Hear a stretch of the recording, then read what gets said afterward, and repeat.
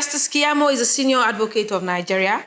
He is a spokesman of the President Muhammadu Buhari campaign organization. Mr. Keyamo, a number of Nigerians who hold you in high esteem as a defender of human rights have expressed disappointment for your role in this government, which has a flawed human rights record. Do you feel conflicted at any point? Well, I don't know what you mean by a lot of people. I think maybe you're just reading a section of those mostly who support PDP, who would rather wish I supported them.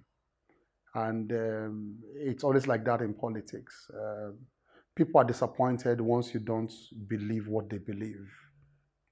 People are always disappointed when you don't support what they support. On the flip side of what you just said, for those who believe in the stature, the principles of President Muhammadu Buhari, they see me as a shining armor. They encourage me every day. I receive thousands of emails and text messages and all that, just praising me for standing up for what is right at this time.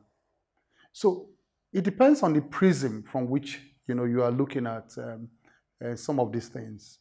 And if you are not broad-minded enough to know the human nature and how they react to some of these things when it comes to religion and politics, especially, those are the two factors that divide the world more than anything: religion and politics. If you're not careful enough, you'll think that you are on the wrong path. But let me tell you this: my beliefs are not flimsy. My beliefs are not just from the top of my head. They are from the very bottom of my heart. And doing what I'm doing now, I am extremely convinced, and I use those words advisedly, extremely convinced, that posterity will be extremely nice and kind to me and will record me on the right side of history. Given the human rights record of this government, we must be very specific. I also want to come to that. Yeah. These blank statements that people make mislead the public. When you say human rights record, what is the human rights record? Let's take it one by one. Because if you say human rights record, then you are not specific about what you are referring to. So don't ask me those questions if you are not saying, take this for instance, because each case has its own peculiarity. And what are we talking about? The conversations we are talking about. I know that one violation is big enough because every life is important. Every human being is important. But when you say these things, you will think that half of the political prisoners in Nigeria, half of people opposing government are in prison one way or the other. The whole of this conversation you're talking about centers around 2 or 3 individuals, that there are clear explanations as to them. So you don't make these statements without saying, let us look at this situation, let us look at this situation. I can assure you sitting down here that there's no human right record that you are mentioning. There's no human right record like that.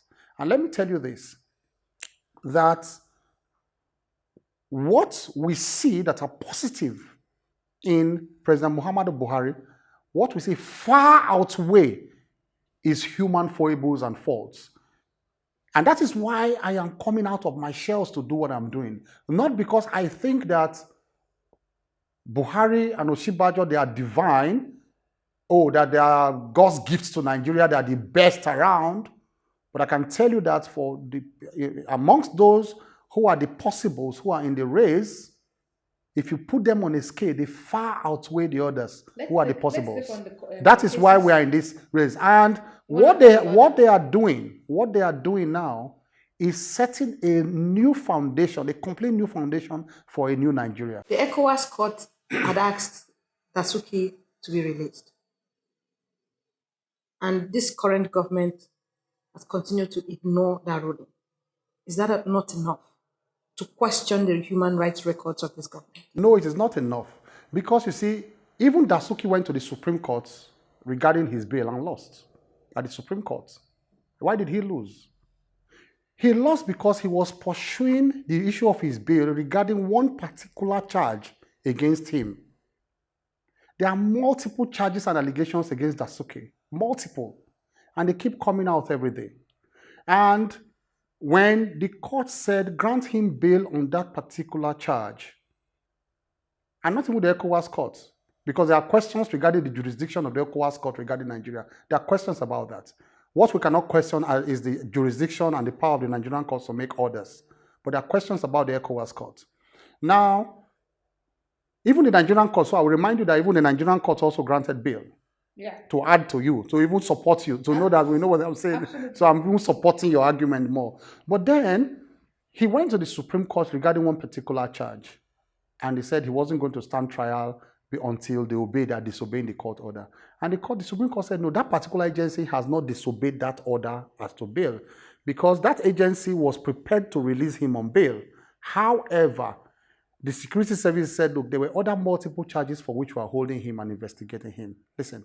And so, regarding that charge in court, they had obeyed, they had granted him bail. Technically, he should have been, but they are holding him in respect of other charges.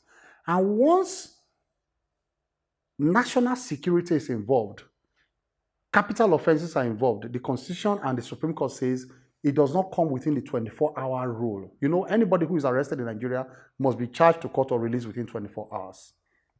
But the same Constitution says when it has to do with capital offenses, and the Supreme Court now added national security to that in the case of Asari Dokubo, then you are not caught within 24-hour rule.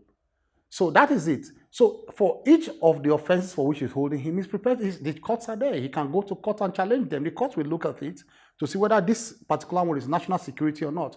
For the ones he has been granted bail, one or two he has been granted bail, fine. Those ones, the federal government are prepared and willing and able to obey. They won't breach the rule of law. But when, for instance, you are, I'm not saying you now, apologies, somebody is arrested for rape and they granted him bail for rape, and then just before that somebody comes to say, no, this is the same person as the armed robber that robbed that shop the other day. They'll say, oh really, okay, the bail, they granted bail for rape. Oh yeah, come and answer charges on armed robbery. How does your defense stand against the statement you made in January this year? Yeah. Where you called on Nigerians to reject the APC and embrace a third force? No, I didn't say so. What has changed? That's all lie. Did you read it? Lie. L-I-E. So what is the fake correct news? What is the correct I'll tell you. version? In fact, on this program, I will address. What is the correct version? I'll tell you. On this program, I'll address one or two of these fake news I see everywhere, and I just laugh. I don't even respond. That is one of the fake news. Okay. That interview was in Sahara Reporters, right. And I said, and I repeat it in this program, and don't play only these parts. Don't play only these parts in a in a short interview, and you think it's all I'm saying. That PDP and APC may not have been the best thing to happen to Nigeria, because they are still going through evolutionary processes. I will not sit down here and I repeat it for the 50th time. Quote me. That the PDP and the APC may not have been the best thing to happen to Nigeria, because we still don't have a perfect party system. We don't have a perfect party system. However, it presents a better platform. The Buhari and his party presents a better platform for what we saw in the last 16 years. On comparative analysis. Everything we are doing now is on comparative analysis, because nobody will get up and say, we have the best economy, we have the best party system, we have the best president in the world. Am I a sycophant? I'm not. However, I am saying that because of the damage and the rot we saw in the last 16 years, what we see is not a perfect system. The APC is not a perfect system, but it presents a better platform, a new platform, a new beginning for Nigerians to begin to, to see how to run things differently. However, I said Nigerians should continue to mobilize to see whether they can get better platform, either to reform the APC to make it a more perfect platform, or to even get a better coalition as time goes on. That is the context in which I said all of that. So, and I will repeat it over and over again. Nothing has changed. I can tell you that, because my essence, the essence of me as a person, as objective as I've always been, remains. It has not changed at all. Somebody also said one time, and I saw the headlines and I laughed, they were passing around that I said Buhari's economic policies have failed Nigerians, or Buhari's economic team. And I said, read the content of that interview. Because when they say we have lazy youths, like people say, with apologies, we have lazy journalists too, who just cast headlines that do not reflect what people say. You need to read interviews at times to see whether they have any correlation with the headlines. Focus on your campaigns now. Yes. Your candidate, President Muhammadu Buhari, is yet to articulate a document for Nigerians to consider. We are launching that tomorrow, so don't even go there. Can you give us the top 3 priorities of his candidacy, of his mandate for Nigerians, and his vision actually? The economy, number 1. Anti-corruption, number 2. And security, number 3. And you will see that tomorrow. We're unveiling that tomorrow. Called the next level. It's called the next level. Is he taking the economy from what happened during, peradventure he wins, during this administration, given the fact that he has not been so strong on the economy? Who said so? That is what the PDP says. What do you say? He has been wonderful regarding, especially with the circumstance under which he found himself. He has been a magic man. Any other people would have... 7 million Nigerians are extremely poor. 112 million under PDP was extremely poor. World Bank report, 2012. Is this a competition? Yeah, but you mentioned it. You see, the annoying thing about the opposition is that you make comparative analysis by making questions that it has never been too bad, and you prevent me from making comparative analysis. Is that fair? You should. So you are saying, is it competition? Has it improved on what we had before? 112 million under PDP, extremely poor. World Bank report, 2012, when prices were high, oil prices were high at the top. Production was high. They earned $450 billion in 4 years. Do you understand me? $450 billion in 4 years. Nothing to show for it. 112 extremely poor people. We have earned, the Buhari administration has earned $111 billion. Drop, look at the drop. Just look at the drop. In 3 years and half years. Look at the drop in price. Inside of that, they have provided one of the best and the most ambitious social investment program in the history of this country.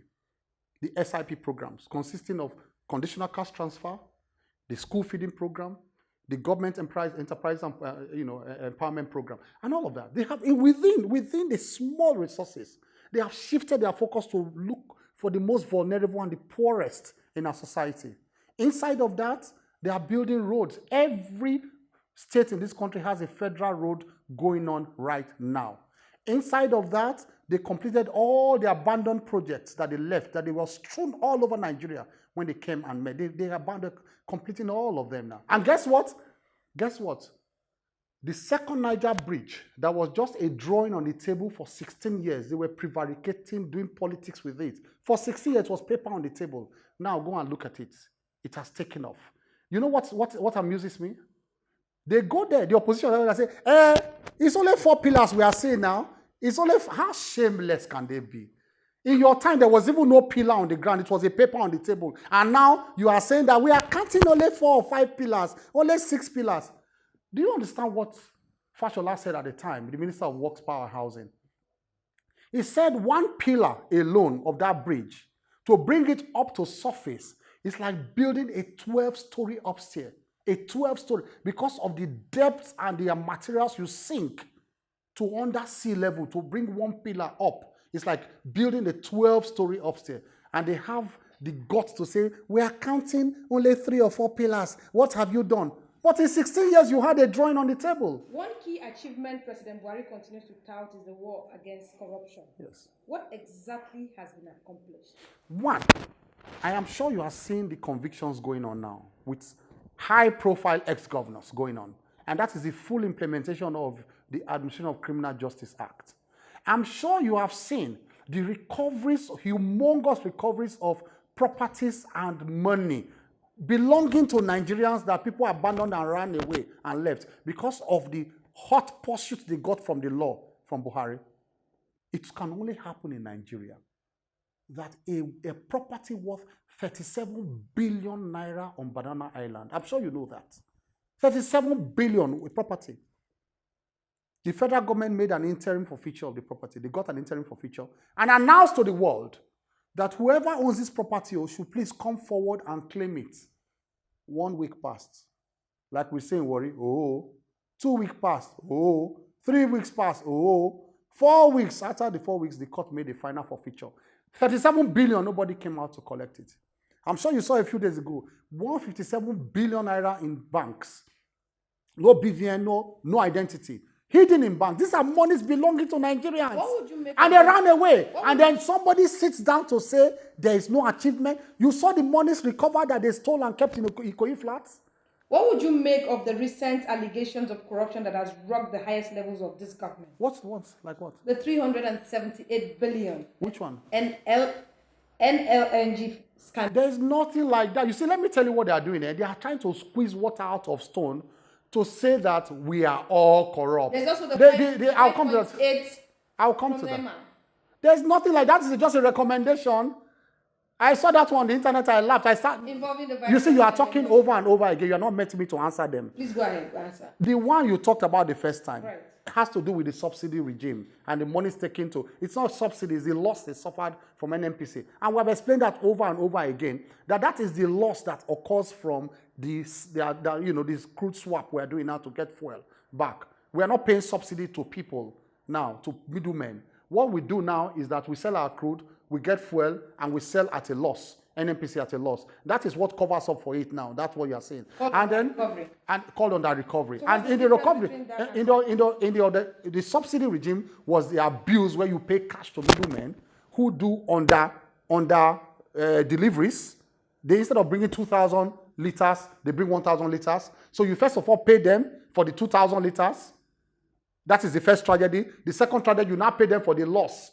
They will now tell you that they sold that under value, which is the subsidy. So you now double tragedy. But in this one now, you don't pay anybody. It is the losses within the system. You just you sell your crude, you give your crude out, they bring the fuel back, you sell the fuel at undervalue. So you don't record a loss within the system. And in recording a loss in the federation, when you pay the money back to the federation account, NNPC, when they pay their loss now, their money into the federation account, minus the loss they suffered, it affects the allocations to states. You know that, every week, every month. So FAC, the Federation Allocation and Accounts Committee, they look into that. Involving PDP, commissioners of finance too, because all the states are involved in looking at in FAC and the National Economic Council. So PDP governors are also in the National Economic Council. So it's a transparent process. All of them look at the books as to which loss is suffered, which loss did not suffer, how the loss occurred. So it's open. It's an open process to everybody. It's an open process. So there's no the other one. You are going to the third one with answering NEMA now. Okay. Hey, so you can say I'm not dodging anyone. Okay. Go ahead on that. You mentioned NEMA. It is the most laughable thing we are talking about, because even the chairman himself came and said, we didn't mention the vice president there. I'm sorry. No, nothing. His name was not mentioned there as anything as corrupt or anything. He said so on TV. You said so. And it was all played, they played politics. And then secondly and most importantly, it is not a report of the House. It's a recommendation of a committee that has not been adopted. A recommendation is not a report. You understand me? That people are playing politics all over. It's not a report. It's even not a report at all. I also watched the spokesman to the vice president on national television, yes, clearly stating that the vice president had the capacity to release such funds to these companies. That's another question. Okay. About it. Okay. Because even the Public Procurement Act talks about emergency situations. People are dying and all that, and they need to feed. So that's another question. Okay. I'm even saying that procedurally, there's no report. So you don't see an issue with that? No, there's even no report. Don't you understand me? Okay. You know how it works? A committee of the House must recommend to the House. The House will debate that report, and they will either adopt the report or trash the report. So as I speak with you now, there is no report. Okay, now let's move to the... Do you understand me to that point? I do. Let's move to the third point. The former secretary to the government of the Federation, Dorache Lawal. Investigated, sacked, EFC investigating him. You heard that all over the place. EFC investigating him. What's the problem there? That is a credit to the government. I will use it to campaign for Buhari. As Buhari and then Desiani stayed till the last day until she was pursued, and they are chasing her all over the world now. And those are the people who want to come back and they are pointing hands about Abacha Lawal. Those same people. But does the government have legitimacy to campaign on corruption, given the fact that the approach towards Babachir Lawal has been different from other cases? How? Especially involving the opposition party. How? Party members. How? Tell me how. He's still walking free. He should be in prison. No, I'm just saying. Don't tell me now. You have not told Nigerians. I mean, It's alleged. It's also alleged. hold that on he now. is a campaign He shouldn't be in manager prison. for the current Should he be in government. prison? Due process should be followed. How? What's the due process? Oh well, You can see that sometimes these things are just said over and over. People don't know the meaning of what they are saying. I'm questioning now. You can see there's no meaning to what you are saying. I am supposed to be questioning. But there's no meaning now. I've asked you to clarify yourself. No meaning. Given the fact that he's been accused of Yes, corruption, he's still allegedly campaigning for the current government. Can you stop somebody say, shut up, don't talk campaign for me? In Paris recently, President Buhari sang high praises of Governor Ganduje, the Kano state governor, who has been seen in a video. The video document clearly shows him collecting money. You can see where the problem is now. In dollars? You see where the problem is in your answer. Yet. You wanted to say something you could not. There's no problem yet. I'm just telling you what the video shows. And he made that the remarks in Paris was a clear endorsement of a governor whose credibility is being questioned. You see, your hesitation has answered your question. I'm not hesitant. No, but you hesitated. I'm not saying anything again because as you hesitated, it shows that you know that there's nothing conclusive I am yet. questioning you. Okay, let me just answer. The answer is that your hesitation has revealed you, has shown that there's nothing that there's a problem with this issue. A problem in the sense that it's not cut and dry. That's the point. I'm not defending him. I'm not supporting him. I want you to be clear on that. I'm not defending him. I'm not supporting him. But it shows that your hesitation so what do you call it? Hold on. Can you hold on now? Right. For you, because when you came to that collecting, you said you didn't know what to call it. Then you hesitated. It shows that there is a problem in the sense that it is not cut and dry. You know why? When the noise happens on social media, a leader does not go with noise. A leader does not go with the hoopla. A leader goes with facts and security reports. That is different from popular beliefs. Now, let me come to you. You said you saw the governor collecting, you hesitated. What? He collected money. Have you not counted money in private before?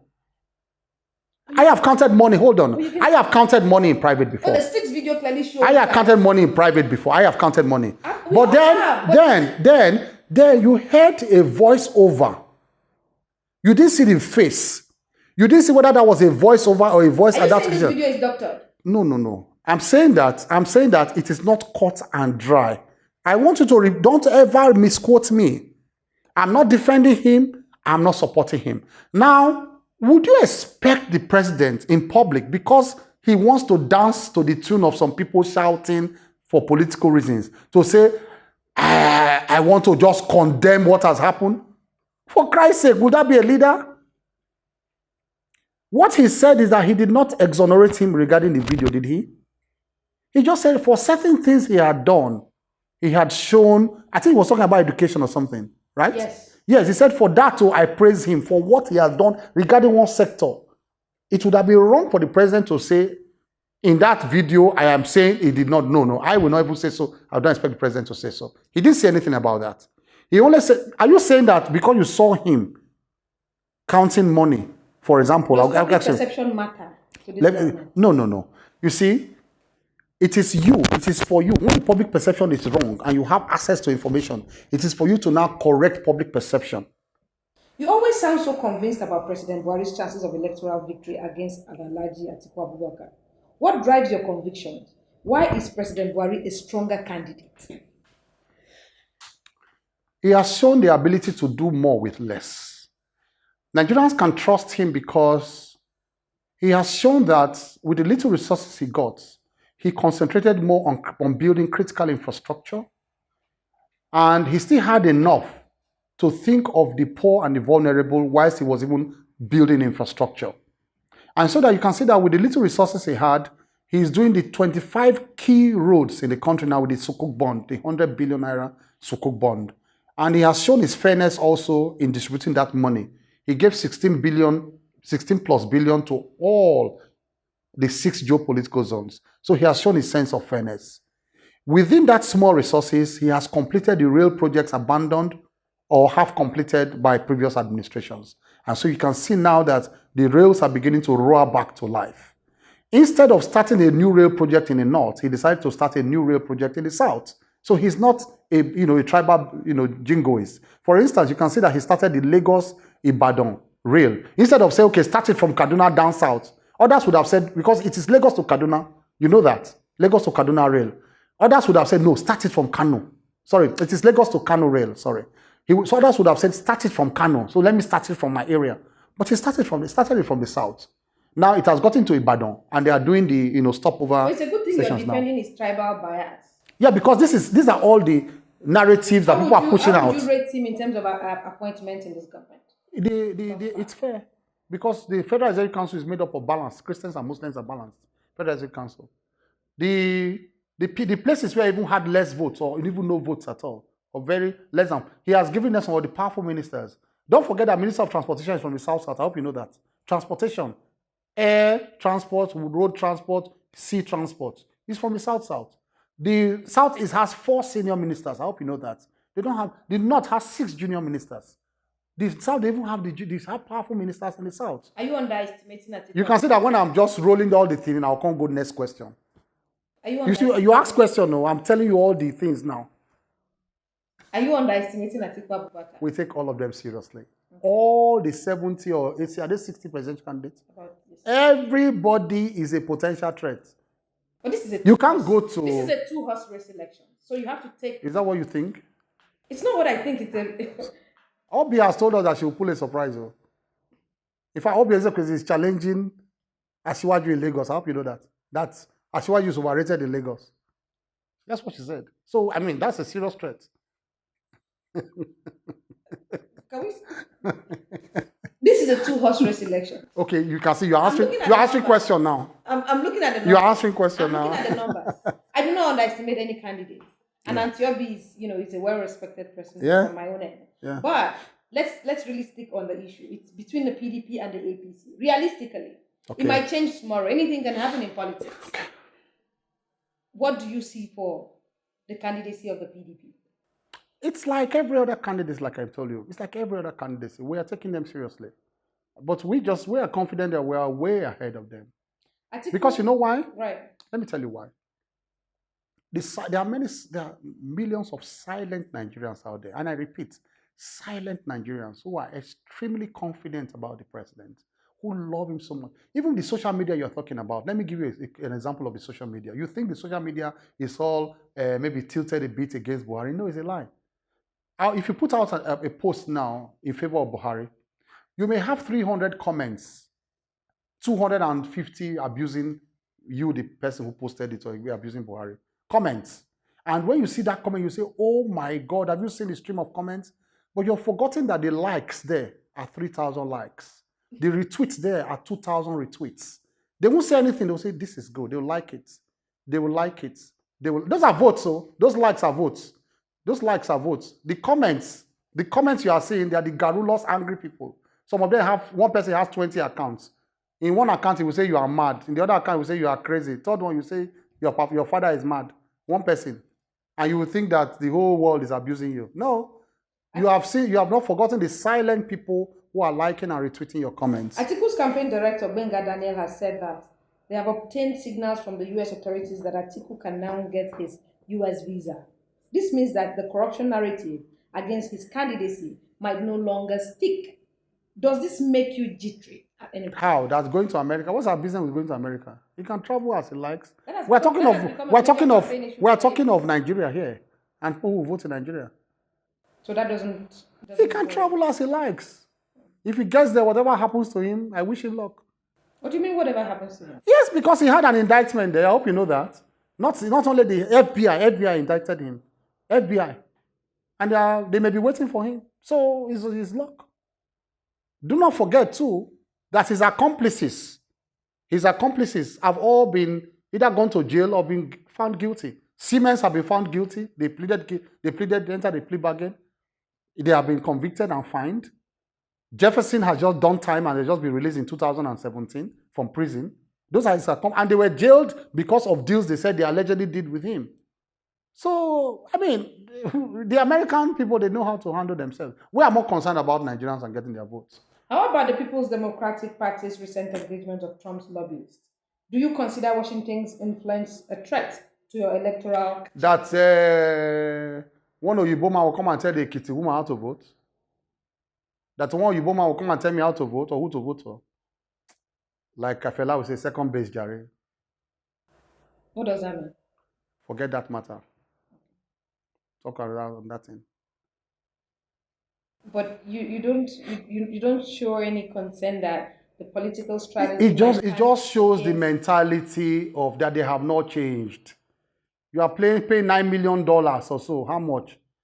To one lobbyist to do what? Is your government not? And if you put that $9 million into social investment and feeding the poor here, you know how many people will be, how many lives will be uplifted? Is your campaign team not also doing the same? Have you seen me? Even am I not the black lobbyist they put here? Look at my own. No cover, not in my pocket. Am I supposed to take that? Really? Oh yes. So we are volunteers here. We are volunteers. That $9 million, they should put it and feed the poor. It shows that they have not changed. Maybe you saw how much they went to spend in Dubai and how many days they spent there. A number of international political intelligence firms like Tenure are predicting a victory for Atiku Abubakar, given their historic accuracy with a 2015. No. Does this not bother? There's no accuracy there. Economists predicted and failed on Hillary Clinton. What's your part to Economists predicted and failed. Why do you say historical accuracy? Economists predicted and failed now for Hillary Clinton now. Many of them predicted and failed, and many of us have predicted that we will win. So I hope you know that. Most of them also predicted for Buhari in 2015. And many of them predicted we will win now too. Have you not seen prediction that we will win now? What is your part to? There's prediction to win too now. We have predicted that we will win. What is your part to victory? What is the part? Nigerians will vote. And we have the demographics in our favor. We have performance in our favor. We have love of the masses in our favor. Do you want us to talk politics here? Please go. Not English. Politics as to politics. Demographically. How do you think they can defeat Buhari? Tell me where would the votes come from, their votes? How? Demographically, I'm talking seriously. How would they defeat Buhari?